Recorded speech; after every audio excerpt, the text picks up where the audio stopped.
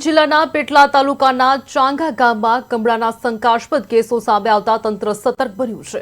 છેલ્લા 3 દિવસમાં ગામમાં 29 જેટલા શંકાસ્પદ કેસ નોંધાયા છે, જેમાંથી 13 દર્દીઓ હાલ વડોદરા આઈજી હોસ્પિટલ અને પેટલાદ સિવિલમાં સારવાર હેઠળ છે।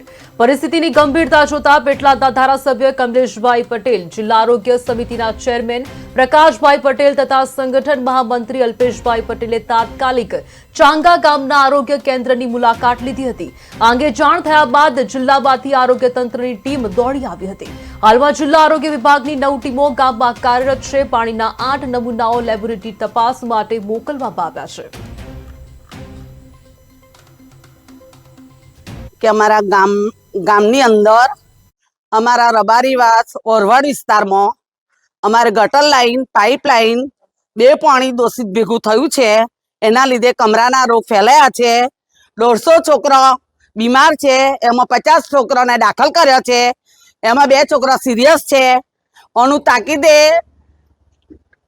પગલાં લેવા અમારી નમ્ર વિનંતી છે, અને નહીં લેવામાં આવે તો અમે અમારા ઉપવાસ પર બેસીશું એવી અમારી પ્રતીક્ષા છે।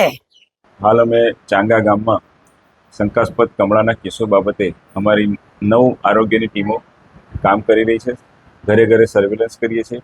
લીકેજ મળે તો તાત્કાલિક અમે પંચાયતને જાણ કરીને રિપેર કરાવીએ છીએ, તથા 5 અમે પાણીના સેમ્પલ તપાસ માટે મોકલ્યા છે, અને પીવાનું પાણી સતત ક્લોરિનેશનવાળું મળે એ પણ અમે રોજે રોજ ચેક કરીએ છીએ। સર, જિલ્લામાંથી કેટલી ટીમો અત્યારે કામ કરે છે? અત્યારે 9 ટીમો અત્યારે અહીંયા આગળ કામ કરે છે, અને કેટલા પાણીના સેમ્પલ લીધા? 5 પાણીના સેમ્પલ લીધા અમે। આ પાણી જેમને જે રોગ થયો એનું કારણ શું? એનું કારણ કમળામાં મોટાભાગે 2 કારણો હોય છે। કાં તો અત્યારે ચોમાસાની સિઝન છે એટલે પાણી પણ હોઈ શકે, અને ફૂડથી પણ થઈ શકે, દૂષિત ફૂડ ખાવાથી પણ થઈ શકે, અને માખીના એના ઉપદ્રવથી પણ થઈ શકે। એટલે એનું કારણ ચોક્કસ જ્યારે બધી તપાસ પૂર્ણ થાય ત્યારે એનો રિપોર્ટ આવે ત્યારે જ ખબર